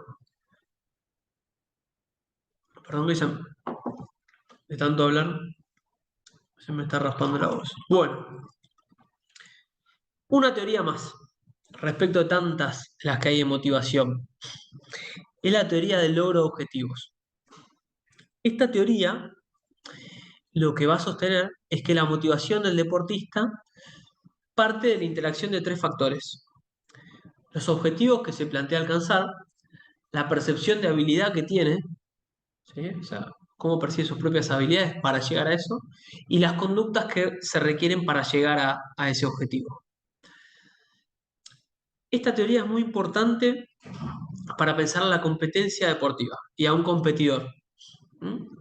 Entonces, si nos circunscribimos al primer ítem, que es el objetivo que quiere lograr, las aguas se dividen en dos. Y eso va a traer aparejadas consecuencias muy precisas en la psiquis o en la mente de ese deportista. Si el objetivo que quiere lograr se orienta hacia el resultado, y ahí podríamos pensar en una motivación extrínseca, lo importante para ese deportista va a ser compararse y vencer, ser mejor que el otro, ¿m? Ganar, en definitiva. Perdón. Entonces la habilidad va a estar determinada por si gana o si pierde. Y esto acarrea una serie de consecuencias, porque entonces la motivación de esta persona va a depender de los logros que vaya obteniendo o no. Si no tiene logros, se desmotiva. Ese es un problema, porque para construir un gran campeón, ¿no? Y ahí todo el esfuerzo de la psicología en trabajar con competidores de alto rendimiento, es vos vas a perder mucho más de lo que ganás. De hecho, ganar es la excepción. En un torneo, en un mundial, por ejemplo, hay 70 personas y gana uno. Y un mundial pasa cada 2 años en taekwondo. Entonces, si yo estoy orientado hacia el resultado y lo único que me importa es ganar, probablemente me lleve varios palos en la rueda. ¿Mm? Entonces, la elección de tareas, como a este tipo de participantes les importa mucho el ganar, está relacionado con la imagen que brindo hacia el otro, a la sociedad, a mi grupo de amigos, a mis pares. Entonces van a elegir tareas que son muy fáciles de alcanzar para reforzar esta imagen. Bueno, viste, gané, yo soy ganador. O tareas muy difíciles, porque ahí va a aparecer la excusa. Bueno, no gané, pero mirá, este era demasiado bueno para mí. Estoy tranquilo. La excusa es un elemento central en las personas que están orientadas hacia el resultado. También eh, aparece la ansiedad frente a situaciones de evaluación, por ejemplo, situaciones de exposición, en un torneo, un examen, ¿sí? Aparece la ansiedad. ¿Sí? La posibilidad de la evaluación a veces genera mal desempeño, genera tensión emocional. Bueno, está relacionado con una menor percepción de control, ¿no? En definitiva, yo no puedo controlar el resultado, nunca. Eso es una creencia irracional que tenemos en el deporte. Si yo entreno más, voy a ganar. Yo entrené más y me lo merezco. Todos se lo merecen, todos se entrenan, ganan uno solo. A veces justo ese no fue mi día, a veces justo los jueces vieron otra cosa, a veces justo me resbalé en el tatami, un montón de situaciones. Ahora bien, por otro lado, están aquellos y aquellas, o sea, orientadas hacia el dominio de una tarea. Entonces ahí la comparación es con uno mismo, ¿no? Yo quiero mejorar, quiero ser mejor que ayer, que la semana pasada, que el último torneo. Entonces, si yo entrené, y ahí aumenta la percepción de control, Si yo entrené, seguramente mejoré. No hay gran ciencia en eso. Entonces, si mi comparación es conmigo mismo y yo entrené y mejoré, la motivación se mantiene. Entonces, si la motivación es independiente del resultado, hay más tolerancia a la frustración, hay más tolerancia al perder, ¿sí? Entonces, las tareas que yo voy a elegir van a ser realistas. Bueno, no pongo algo muy fácil, no pongo algo muy difícil, pongo algo que me desafíe para poner a prueba mi capacidad y todo lo que entrené, ¿sí? Pero que no sea inalcanzable, que sí me desafíe, pero no inalcanzable. Bueno, como instructores eh, hay mucho trabajo por hacer, por eso, si no, no tendríamos trabajo los psicólogos. Es muy pretencioso pedirle que apliquen todo esto, pero sí que sepan que orientar el objetivo desde el resultado hacia la tarea o el rendimiento es algo primordial para la competencia. Bueno, estrategias respecto a esto. Generar un clima de control y de dominio. Esto quiere decir poner objetivos respecto a las tareas, ¿sí? Objetivos de rendimiento, orientar a la persona en cuanto a sus mejoras de rendimiento, de adquisición de gesto técnico, de cómo pulió cierto kata, ¿sí? Y nunca brindar elogios extralimitados, ¿sí? A los resultados que fue consiguiendo. Monitorizar las atribuciones, esto parte de otra teoría que tiene que ver cómo ese deportista percibe sus éxitos y sus fracasos. Si se los atribuye a la suerte, por ejemplo, bueno, gané, pero justo me favorecieron ese día. O si se lo atribuye a lo que no es suerte, a lo que sí controla. Sí, gané, capaz que me favorecieron, pero también entrené un montón para eso. Y estuve a nivel. Y quizás entre la duda de un punto para él, un punto para mí, me dieron a mí. Está bien, pero yo llegué hasta esa duda de un punto y un punto. Evaluar y corregir características negativas. ¿eh? Esto que decía, estar excesivamente orientado hacia los resultados, que sea ganar a toda costa, es muy de época también, donde vivimos. Eh, Todo el tiempo nos bombardean con este ideal de, bueno, lo que importa es ganar y ser exitoso, y de esa manera se vela el proceso para llegar ahí, ¿no? Lo pueden buscar en varios deportistas, se me viene a la cabeza un video de Jordan, que él habla de la cantidad de veces que falló, que perdió, que le dieron el tiro para ganar y lo tiró afuera, y cómo eso lo fue construyendo, ¿no? Un gran competidor, un gran artista marcial, eh, que psicológicamente manejan ciertos conceptos muy parecidos, tiene que ver con poder enfrentar la adversidad y dar un poco más, para decirlo sencillamente. Otra cuestión, otra estrategia, es determinar cuándo se entrena y cuándo se compite. ¿Mm? Hay momentos para entrenar y mejorar la habilidad y hay momentos para poner a prueba esa habilidad. No siempre es competir, no siempre es entrenar. Quizás una persona que va por primera vez a un Panamericano, bueno, vamos a ver qué tal. Dale, disfrutalo, da todo lo que tenés. Dejá todo lo que tenés, pero no esperes irte con el primer puesto. Por lo menos no dejes que eso te condicione en la cabeza. Andá, da todo lo que tenés y capaz te encontrás con eso en el camino, con el primer puesto. Pero no vayas a priori condicionado con que tenés que ganar sí o sí. Andá a hacer la experiencia, andá a foguearte en ese nivel de competencia. Y bueno, la percepción de las competencias, esto que hablábamos antes de la motivación intrínseca, con las devoluciones, pues decir, mirá, la verdad que mejoraste mucho este gesto técnico, te felicito, genera percepción de control. ¿Mm? Voy a leer una preguntita del chat. ¿Un competidor puede entrenar, puede entrar en depresión deportiva? Eh, es una buena pregunta. En principio diría que no hay depresión deportiva. Diría que hay depresión. Un competidor puede entrar en depresión, sí, tranquilamente. Por eso es tan importante el aspecto psicológico, ¿no? Porque la depresión puede llevar a consecuencias graves. La respuesta es que sí, pero ¿sabes qué, Horacio? Yo no lo pensaría como un competidor, yo lo pensaría como una persona. Y esto es lo importante de la psicología deportiva y es lo primero que digo cuando viene alguien a consulta es, no se puede separar a la persona del artista marcial o del competidor. ¿Sí? Me parece que la depresión es algo que toca las fibras más íntimas de una persona, ¿no? Porque la depresión quizás tiene que ver con no encontrar un lugar en el mundo, tiene que ver con un excesivo eh, diálogo interno negativo, esa vocecita que todo el tiempo dice, la verdad que no servís para nada, no servís, mejor no te dediques a esto. Y esas son cosas que vienen en la personalidad, ¿no? No es que vienen de fábrica, nadie nace depresivo, pero sí es algo que está en la personalidad.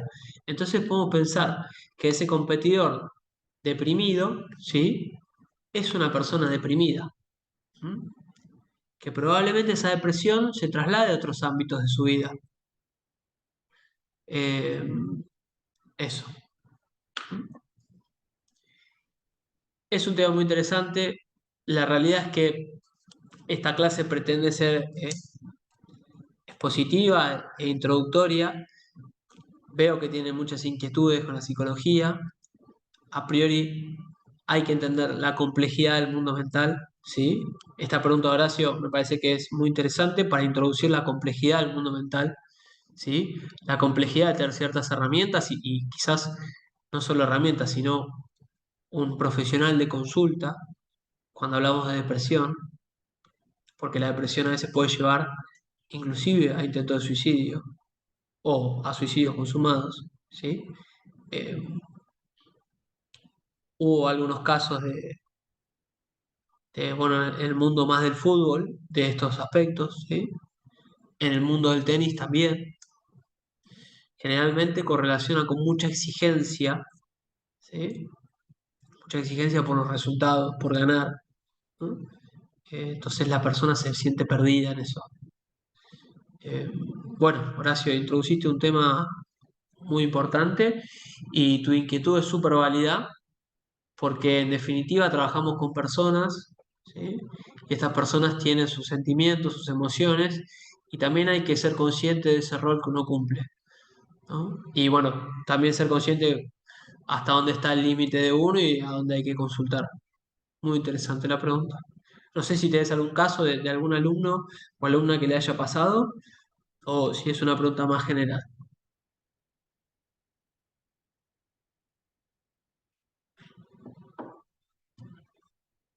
Bueno, bueno, sigo un poquito más.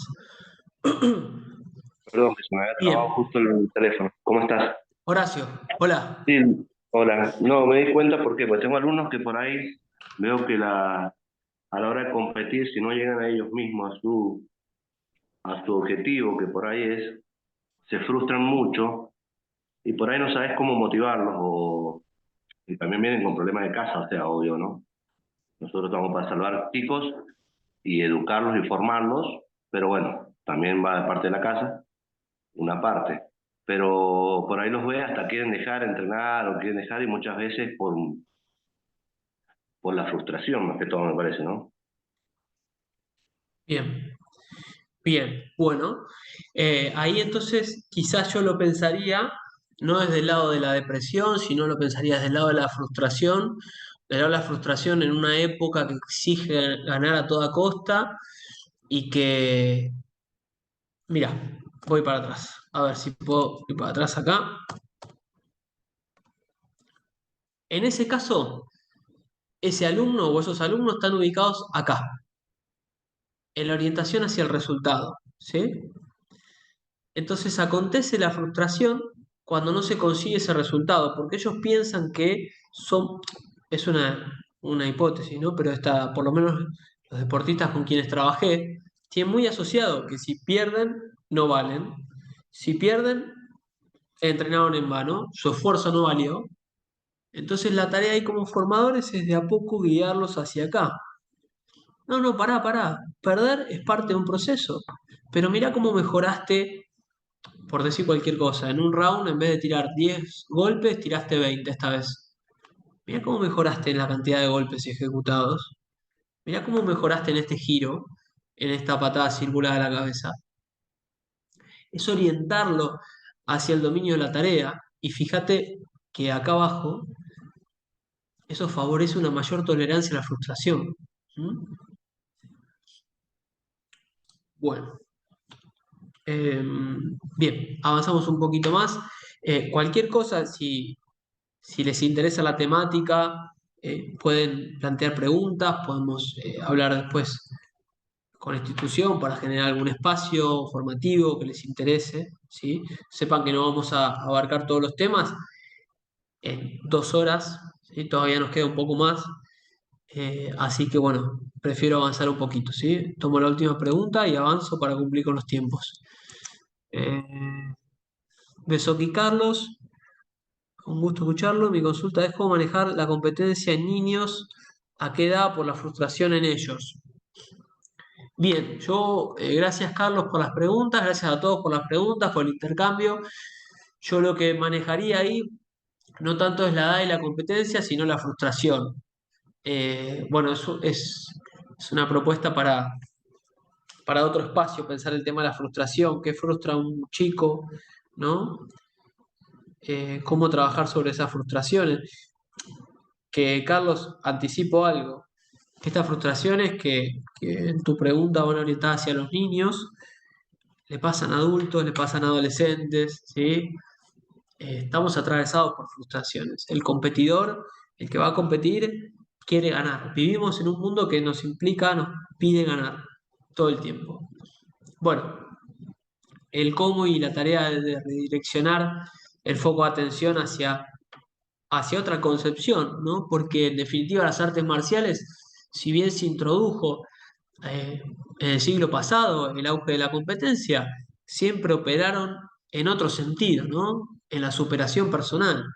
En esto que decía Héctor de alguna manera es, bueno, busco una perfección que nunca voy a alcanzar, lo sabemos, pero es una convicción de vida, la disciplina, es cada día buscar ser un poquito mejor. Y en ese sentido yo puedo perder una competencia, pero si mejoré un poquito que la última vez, bueno, ese es el desarrollo personal. De todas maneras, aclaro, necesitamos quizás 2 horas enteras para tocar el tema de frustración, ¿sí? Bueno, gracias por la pregunta. Seguimos un poco más. Pautas para construir la motivación. Un poco conjugando lo que estuvimos viendo de motivación extrínseca e intrínseca, un poco la teoría de los objetivos, ¿sí? Y un poco esto del enfoque interaccional entre los rasgos de personalidad y los rasgos de las características de la situación. Hice un resumen con algunas pautas para que ustedes se lleven. Si quieren tomar nota, están invitados. La primera pauta tiene que ver con considerar ambos factores, los rasgos de personalidad con las características de la situación de práctica, ¿sí? Y esa ya es una pregunta que los dirige hacia ustedes también como líderes, como instructores. La motivación que opere, que haya en el tatami, en parte depende también de ustedes, como cabeza de un grupo, ¿sí? Y de un espacio, de un contexto de práctica. La segunda es comprender los motivos múltiples que tiene alguien para participar en una actividad. Y acá la pregunta y el comentario acertado de Horacio, cuando decía, bueno, a veces nosotros estamos en el medio y luchamos con las cosas que traen de la casa los chicos. Sí, exacto. Entonces puede pasar que haya motivaciones encontradas, ¿no? Se me ocurre un ejemplo, quizás el niño, la niña o el adulto o la adulta quiere ir a participar de un torneo, a pelear, a hacer kumite, y desde la casa los padres o las parejas dicen, mirá, te vas a lastimar, te van a lastimar y te estás arriesgando y ¿por qué no lo pensás mejor? Entonces ahí, digamos, hay dos razones, ¿no? Dos motivos que de alguna manera son contrapuestos. lo que me dicen en casa y lo que quiero hacer. Y eso automáticamente genera que la motivación descienda, ¿no? Bueno, a fin de comprender los múltiples motivos, algunas pistas. Les acabo de decir, poder entender que a veces cuando hay más de un motivo, y esto no quiere decir que todos los motivos o las motivaciones se expliciten, se digan, a veces no se dicen, pero cuando son contrapuestos los motivos, la motivación empieza a flaquear. Otra de las indicaciones podría ser prestar atención a cada practicante, qué le gusta hacer, qué no le gusta, qué ejercicio le gusta, cuál no. Otra podría ser, si tiene un hermano en la clase siguiente o tiene contacto con los padres, preguntarle qué es lo que hizo que ese chico o esa chica venga a practicar. Por último, me parece que es la mejor herramienta que pueden tener es preguntarle directamente a ellos. ¿Qué es lo que te gusta? ¿Cuál es el ejercicio que más te gusta? Ponlo por escrito, ¿no? Y se puede plantear un ida y vuelta, esta dinámica, que sea una vez por mes, una vez cada 2 meses, para hacer un monitoreo de cómo se va involucrando, qué cosas le van gustando, ¿no? A esta persona, a este deportista. Eh, Mejorar el ambiente. Respecto a mejorar el ambiente, podemos pensar algunas cuestiones. En una clase podemos ofrecer situaciones de recreación o situaciones de competencia. Ni en totalidad una, ni en totalidad otras, porque quizás al que no es competidor, si la clase es toda de competencia, no le va a gustar, y quizás al que viene más recreativo, más por la parte filosófica, para hacer una actividad física y toda la clase de competición, bueno, no le va a gustar. Y al competidor, si toda la clase es de recreación, se aburre. Ofrecer múltiples oportunidades, que haya diversión, pero que haya intensidad. Y por último, creo que hay una clave aquí, pero también es lo más difícil para trabajar en un grupo, sobre todo el instructor que tiene que estar atento a un montón de cosas, y les repito, por eso tenemos trabajo, es poder personalizar el entrenamiento. ¿Se acuerdan que yo les dije al inicio que la psicología es el caso por caso? Es lo que le pasa a cada quien en el cuerpo y en la mente. Entonces, si pensamos en personalizar el entrenamiento, es, bueno, a esta persona, ¿qué le sirve? ¿Qué le gusta? ¿Qué le motiva? Le doy un poco más de eso, le sugiero un ejercicio para que complemente, ¿sí? Lo cual demanda de ustedes un esfuerzo, un gran esfuerzo, porque quizás alguno tiene el ojo para ir viendo esos detalles y quizás otro no. Y quizás alguno lo puede ver en uno, pero si tengo una clase de 100 personas, no puedo estar con todos. Pero sepan que esa es una manera también de trabajar, digamos, en la motivación. Eh, Después tenemos el cuarto punto, que habla directamente de los líderes, de los entrenadores, o sea, de ustedes. Yo motivo como entrenador tanto con lo que hago como con lo que dejo de hacer. Acá les paso, digamos, la posta a ustedes para que piensen en sus propias prácticas cuándo motivan con lo que hacen y cuándo no motivan con lo que hacen. Cuándo motivan con lo que no hacen y cuándo no motivan con lo que dejan de hacer. Es algo para pensar. Hay que ir viendo cada uno el caso por caso. Voy a decir un ejemplo que se me viene a la mente. Mi maestro todo el tiempo nos hablaba de la superación de los límites, una persona grande, eh, conciertos, bueno, como las artes marciales, ustedes saben cómo es esto. Quizás artrosis en la cadera o lesiones en los lumbares, en las rodillas. Y él cada tanto decía, bueno, voy a practicar con ustedes. Y entrenaba a la par. Entonces, yo como practicante decía, ¿qué excusa puedo poner Si él, que es más grande que yo, que tiene los achaques propios de la edad y de toda una vida en el arte marcial, está entrenando a la par que nosotros. Yo a este tipo que me dice que los límites de alguna manera son mentales, yo le tengo que creer porque pone el cuerpo a esa convicción que él tiene y él respalda con lo que está haciendo. No les digo que todos sean así, obviamente. Eh, pero bueno, es un ejemplo que se me viene a la mente justo pensando en mi maestro que es, bueno, es particular. Es, bueno, como todo maestro uno le tiene mucho cariño. Bien, modificar conductas no deseadas, ¿no? Esto tiene que ver un poco, ya saben, con un tema que a ustedes los convoca, que han preguntado mucho, el castigo, ¿no?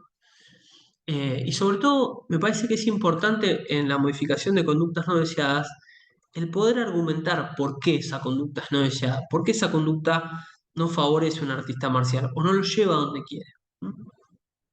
Y por último, hablando de eh, la teoría de los objetivos, crear un clima de control me parece que es importante, ¿no? Orientar a la persona hacia la tarea, hacia los objetivos de dominio de tarea, restarle importancia a los resultados, ¿eh? Quitarle importancia a la suerte. Hay un momento en el alto rendimiento y bueno, hablar de mentalidad de alto rendimiento nos llevaría quizás un seminario entero, no una clase. Pero hay un punto de alto rendimiento que ya la suerte no existe. El competidor de alto rendimiento no cree en la suerte, no cree en los obstáculos. Ya no hay más obstáculos, ¿sí?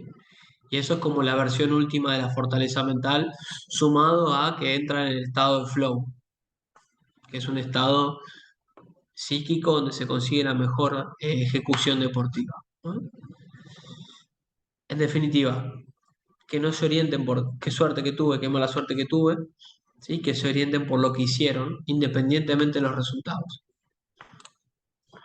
Bien, el liderazgo. Tenemos acá la última estación del recorrido de hoy, que va de la mano con la comunicación.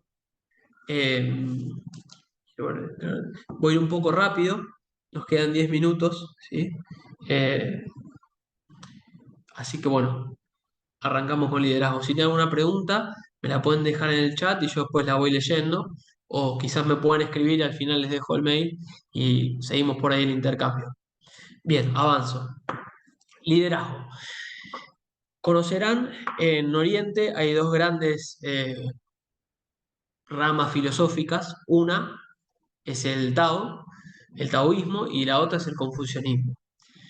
Del Tao, el libro central, ¿sí? Que sería, lo cual sería la Biblia para el cristiano, es el Tao Te Ching, y en el Tao Te Ching figura esta frase de Lao Tse, que es el autor. Quien es suave y flexible es un discípulo de la vida, lo duro y rígido está roto, lo suave y blando prevalecerá. ¿Mm?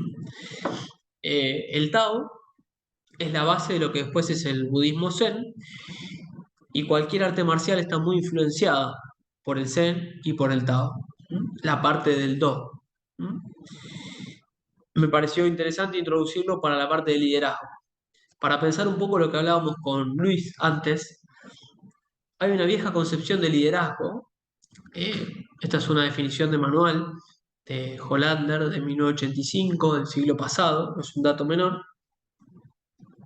que dice que el liderazgo es un proceso de influencia entre el líder y los seguidores para que estos últimos puedan conseguir objetivos grupales, individuales o sociales. Entonces aquí me detengo porque si hablamos de líder, es el responsable último del equipo, serían ustedes, y la palabra influencia obedece a un modelo de liderazgo verticalista, jerárquico, que impone el poder, porque si ustedes entran en la RAE y buscan influir, ¿no? En la acepción número 2, cuando habla de las personas, es ejercer un predominio, es ejercer un dominio, una fuerza, ¿no? O una fuerza moral. Me parece que este tipo de liderazgo basado en el poder, quizás un liderazgo más autoritario, quizás más patriarcal, quizás más vertical, llámelo como quieran, quedó desactualizado.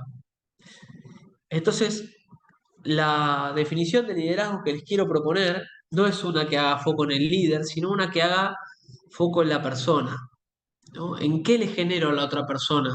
No qué le impongo. ¿Cómo muevo esa fibra sensible? Entonces, el liderazgo es un fenómeno a través del cual una persona inspira, guía y acompaña a otra en su camino. Esta es una definición propia, ¿no?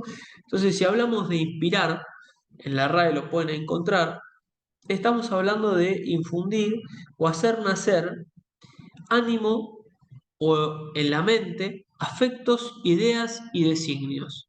Entonces, de alguna manera es transmitir, ¿no? Afectos, ideas y designios o principios, como las artes marciales. Lo importante de inspirar es que siempre se inspira poniéndole el cuerpo. Es que el trabajo arduo del líder es encarnar eso que propone para lograr inspirar. Es demostrarlo con el ejemplo, con el cuerpo, con la vivencia, más que con la palabra y con la autoridad. Ahora si vamos hacia la segunda acción del liderazgo, en esta definición propia, es que guía.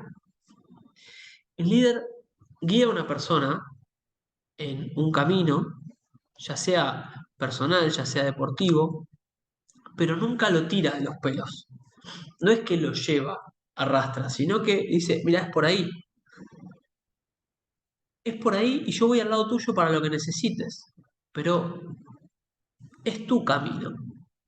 Y me parece que esta última palabra que pasa desapercibido, en su camino, ¿no?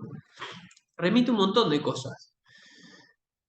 Porque habla de las experiencias que va a transitar esa persona, va a hablar de los tiempos de aprendizaje de esa persona, va a hablar de sus características afectivas en ese camino, ¿sí? Va a hablar de la singularidad de esa persona. No todos transitan, por ejemplo, el camino hacia un objetivo deportivo de la misma manera.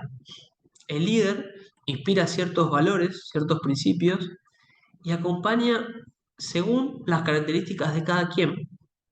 Repito, quizás a alguno le sirve que le griten y que lo exijan todo el tiempo. Quizás a otro o a otro no le sirve eso.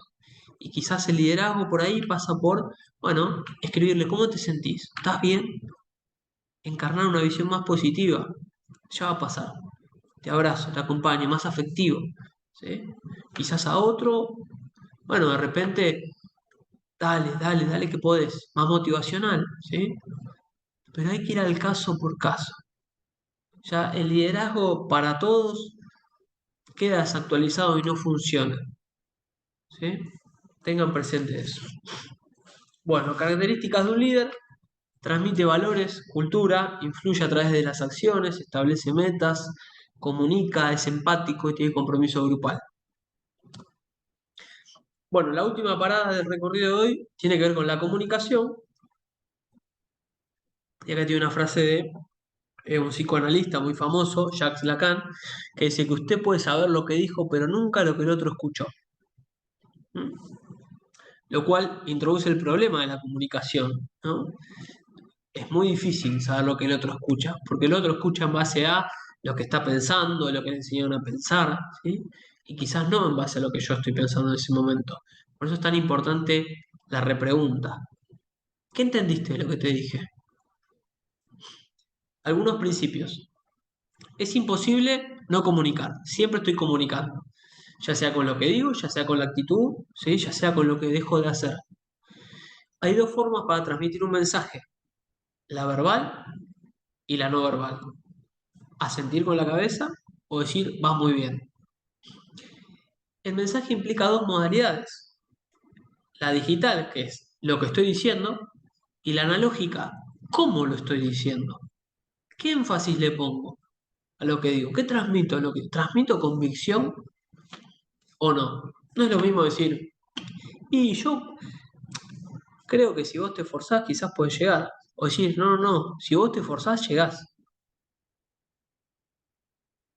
¿Qué transmito cuando digo algo? La comunicación es un proceso que se genera entre dos personas, mínimo, donde hay un emisor y un receptor, y proporciona una información, ¿sí? Ya sea de cómo me siento, ya sea de cómo tiene que hacer las cosas, ¿sí? Ya sea de los errores que tiene esa persona. ¿Mm? Y en este proceso solo el 7% tiene que ver con el mensaje. Es decir, el 93% restante tiene que ver con el momento en que lo digo, el contexto en el que lo digo, cómo lo digo, qué estoy haciendo con el cuerpo mientras digo algo. Por eso es tan complejo el mundo de la comunicación. Lo que sí me gustaría dejarles como un método de corrección de errores, ¿sí? Es el famoso modelo del sándwich. No sé si lo escucharon mencionar, pero lo voy a explicar rápidamente. El modelo del sándwich es una manera de hacer correcciones, ¿sí? Preservando la subjetividad y los sentimientos de la persona que cometió el error. Es una manera de comunicación eficaz, ¿sí? Que tiene dos partes positivas y una negativa, que es la devolución del error. Está estudiado que si una persona se equivoca y yo le voy a hacer una corrección y lo primero que le digo es te equivocaste, ¿sí? O le digo lo hiciste mal, comienzo con un mensaje negativo, esa persona no va a prestar atención a lo que le estoy diciendo. Distinto es si yo comienzo con algo positivo. Mira, la verdad, lo hiciste muy bien. La segunda parte del modelo de sándwich es la devolución del error, pero tiene que estar orientada siempre hacia el futuro, no hacia ese error. Hay que sacarle la atención del error. Entonces, la verdad es que lo hiciste muy bien. Fíjate, la próxima quizás podrías trabajar en esto o hacer esto. Y por último, para reforzar la relación entre ambas partes de la comunicación, la confianza del deportista y asentar el mensaje de la corrección, se introduce un tercer elemento positivo que generalmente es un halago. Entonces, la verdad, competiste muy bien, lo hiciste bien. A futuro, para la próxima, quizás podrías pensar en no hacer esto, ¿sí? O corregir esto y finalizar con un halago. Pero la verdad es que tu esfuerzo está marcando un cambio día a día y estoy seguro que lo vas a poder cambiar para el futuro. Esa es la manera de comunicar eficazmente y dar una devolución de un error, ¿sí? Bueno, creo que llegué medio corriendo justo. Sepan disculpar ahí el apuro del final. No sé si quieren hacer alguna pregunta breve. Les dejo acá por el chat los medios de contacto para hacerme llegar otras preguntas que no lleguemos a responder ahora. Pero bueno, los invito a hacerme las preguntas que quieran, ¿sí? Si tienen preguntas, me avisan.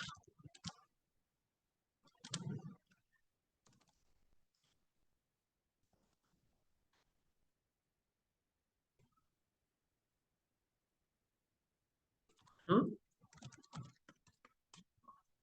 Bien, ¿no hay preguntas? Bueno, ahí les pasé los medios de contacto por el chat. Eh, Agradecerles el tiempo, la inquietud, eh, acercarse a la psicología, que es un mundo a veces un poco desconocido, otras veces medio esotérico, ¿sí? Y lo que necesiten, escriben alguna pregunta, se la hacen llegar a Héctor y, y él me la hará llegar a mí, ¿sí? Bueno, Héctor, te paso la palabra. Bueno, muchísimas gracias, felicitaciones, creo que merece un aplauso el licenciado Martín Saín. Creo que fue muy nítido y esperamos que estos conocimientos que brindó sirvan como todas las cosas que vamos haciendo. Y agradecerle a la audiencia el respeto y las ganas de compartir estos espacios educativos que llevamos un tiempo bastante largo con el licenciado Luis Vázquez, en la que buscamos que cada uno de los instructores tenga una mayor capacidad para llevar adelante sus institutos, sus escuelas y que sean más profesionales. Así que muchísimas gracias, licenciado Martín Chaín, y muchísimas gracias a todos por la presencia y por la participación. Esperemos serles útiles en un futuro cercano. Muchísimas gracias. Hasta la próxima.